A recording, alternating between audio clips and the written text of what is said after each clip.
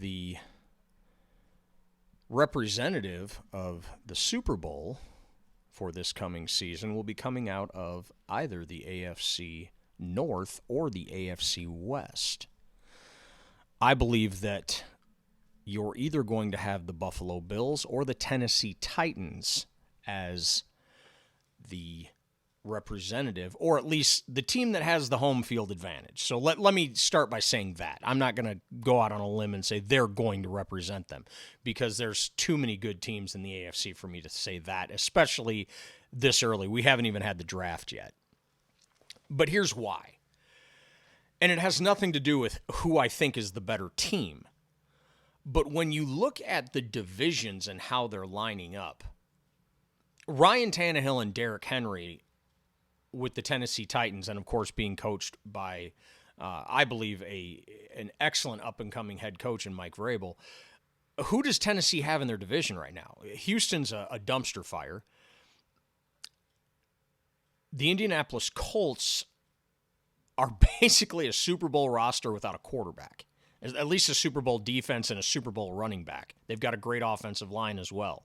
They need some help at the receiver position, but if they get a top-notch quarterback, so say if they were to have landed Deshaun Watson, all of a sudden Indianapolis is an instant Super Bowl contender. But right now, without a top-notch quarterback, you can't say that they can even get to the playoffs. They didn't last year. And then, of course, Jacksonville went out and backed up the Brinks truck so far this offseason. I think they're going to be improved. I don't think they're going to be able to necessarily compete at the level they're going to need to unseat the Titans. The AFC East, much the same way. I think that it's a little bit more difficult because I do like the New England Patriots and the direction they're going with Mac Jones, especially going to be his second year. Patriot defense always plays tough. Bill Belichick, we know what he is as a head coach. That team is going to continue to improve, but the Buffalo Bills were a dynamic team last year, and if you look what they've done in free agency so far this year, they have only gotten better. And they just signed Von Miller to a 6-year deal that's going to improve their pass rush as well. So Buffalo has, in my humble opinion, more than adequately improved their roster quite a bit. Let's take a look at what they have actually done, because their name has been all over the free agent market so far. They did, however, just release Cole Beasley, but I do believe they got Roger Saffold. They signed him from Tennessee. They signed Von Miller. They re-signed Matt Milano. I believe they restructured Micah Hyde's deal.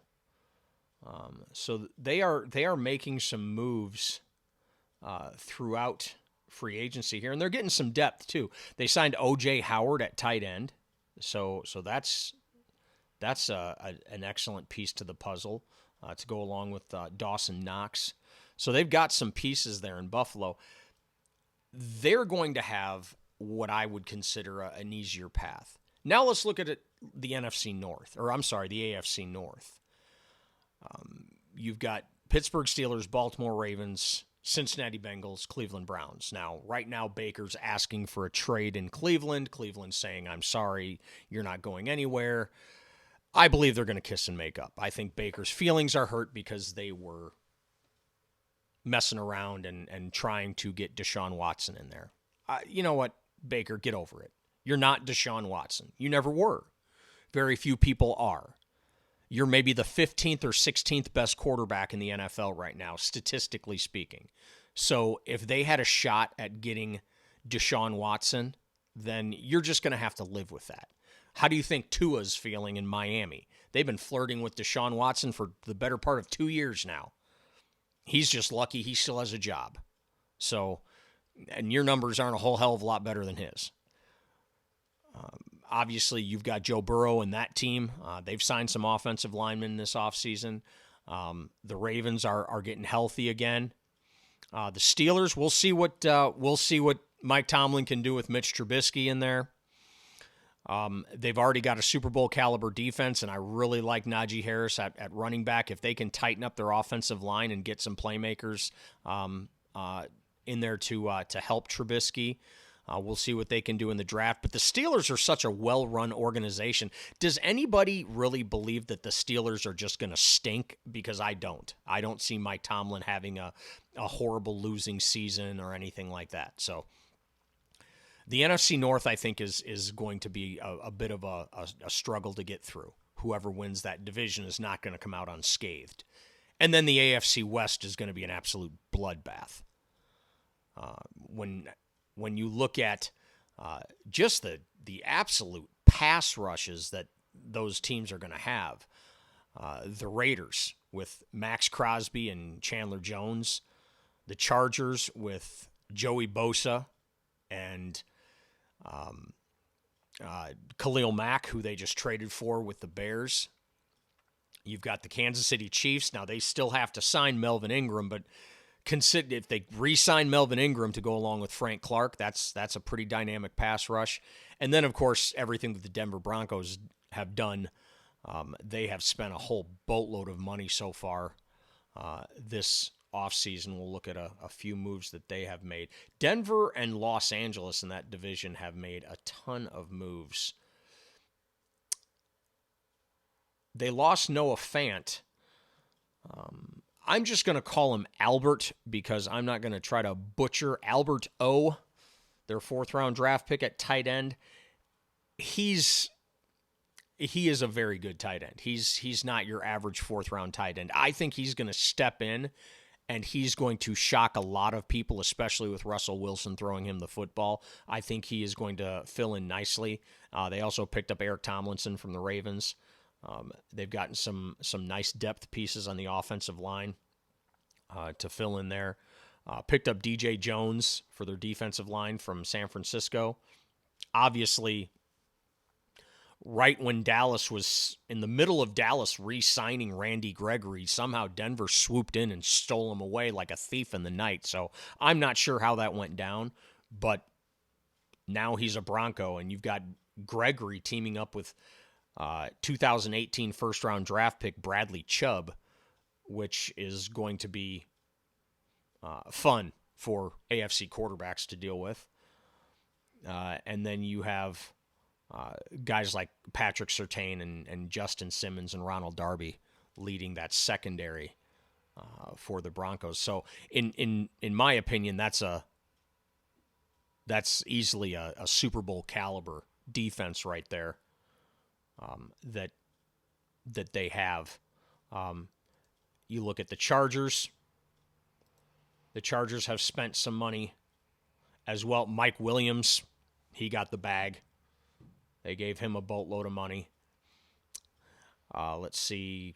They went out, obviously, Khalil Mack. Khalil Mack got a ton of money. J.C. Jackson, he's an interception machine. I don't love his cover skills. I think he gets a lot of interceptions because they throw at him a lot. A lot of your great cover guys don't get as many interceptions. Deion Sanders, after a while, and Darrelle Revis, after a while, stopped getting a ton of interceptions. Why? Because they stopped throwing it at him. The guy on the other side of the field started getting more interceptions than they did, and then they started getting the big contracts and left for the other team. And it wasn't really because of them. It was because Deion or Darrelle Revis just shut down an entire half of the field, so they only threw to that side.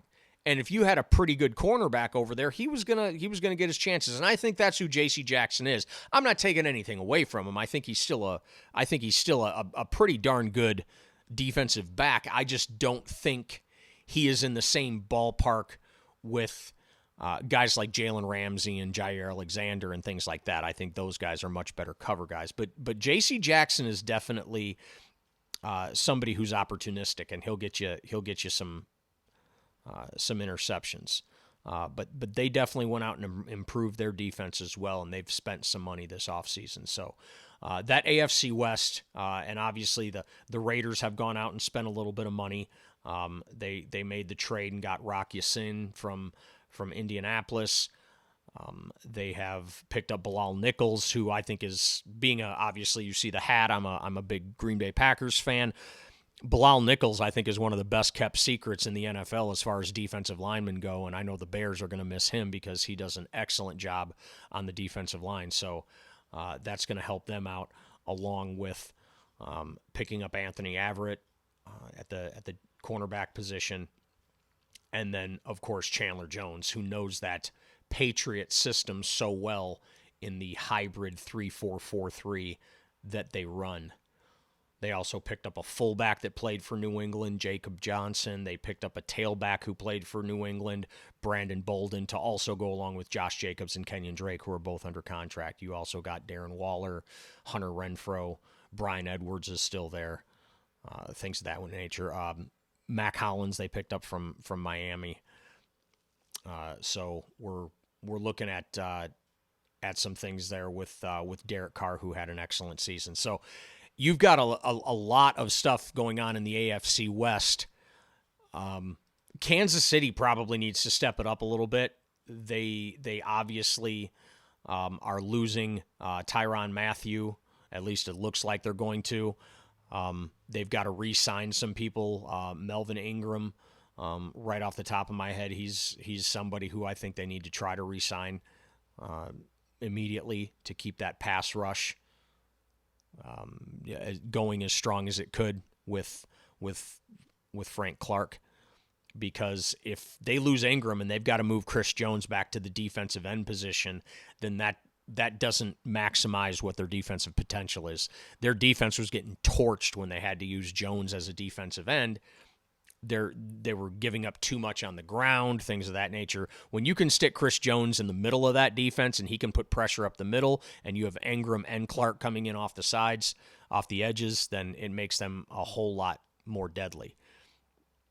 Patrick Mahomes is going to have to figure some things out.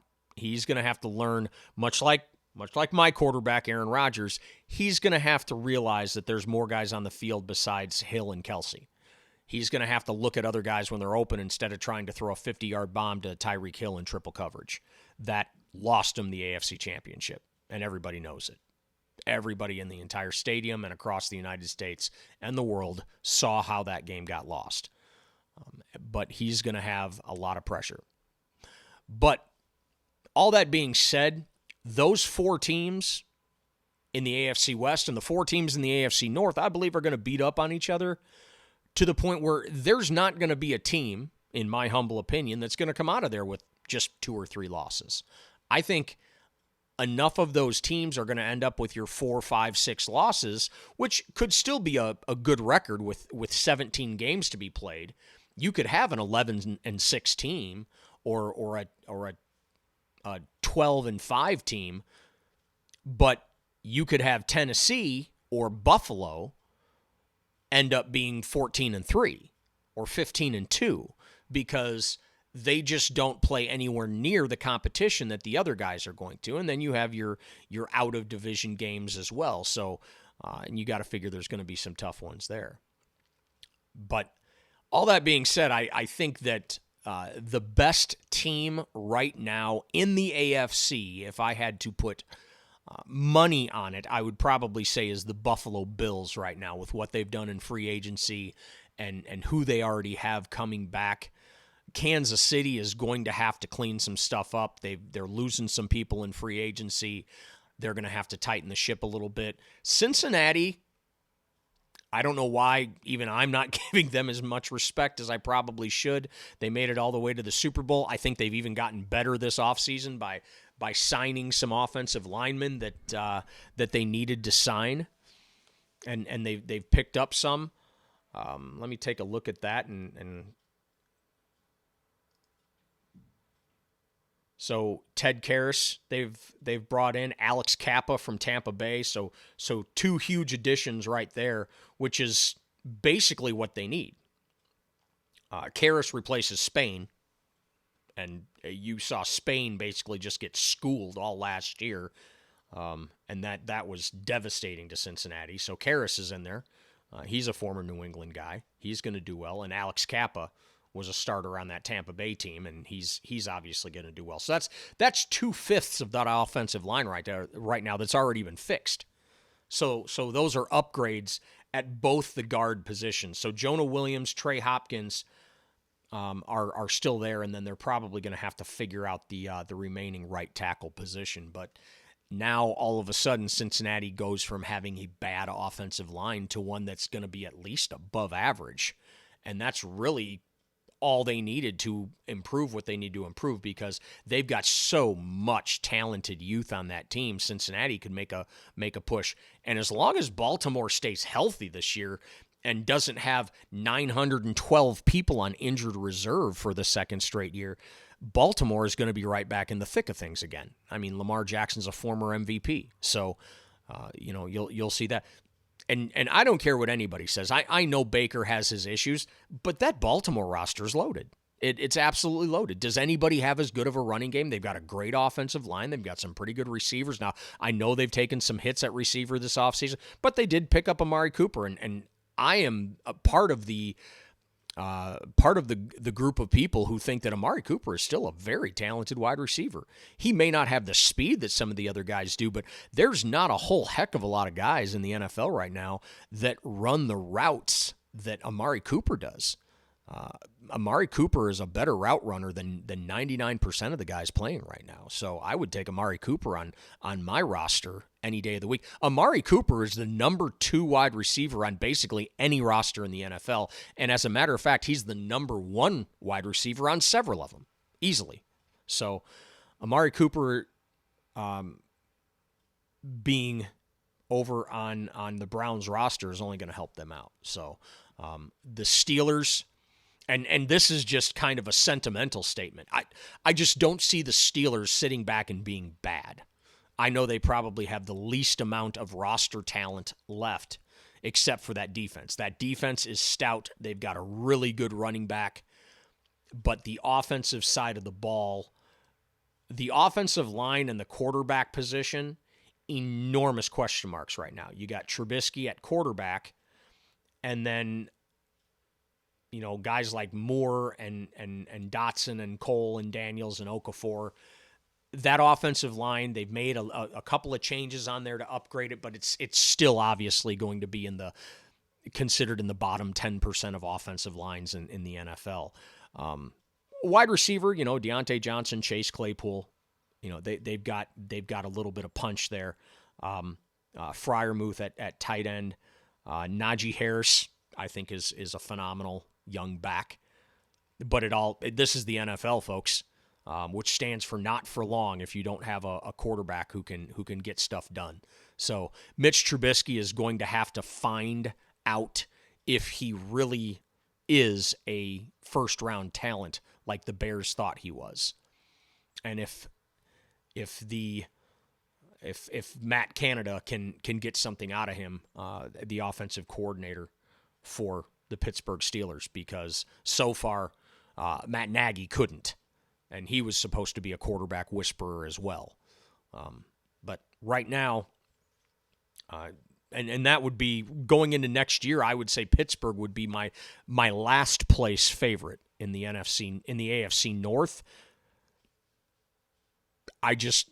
Something tells me I just don't expect that's going to happen. Pittsburgh always finds a way to make the playoffs. So, and I wouldn't bet against it because Mike Tomlin is just a hell of a coach. So, those two divisions, I think it's going to be too tough for anybody from those divisions to get the number 1 seed. Like I said, I think it's going to be Buffalo getting the 1 seed, Tennessee getting the 2 seed, and then those other 2 divisions are just going to be a bloodbath of who gets into the playoffs from here on out.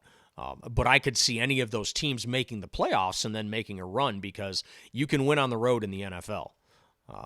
There's obviously there is lots of teams that have gone on the road and won. Cincinnati did it last year. San Francisco walked into frozen Lambeau and knocked off the Packers last year. So I mean, it happens all the time now. So you can go on the road and beat teams. It's not the way it used to be. So, all right, folks.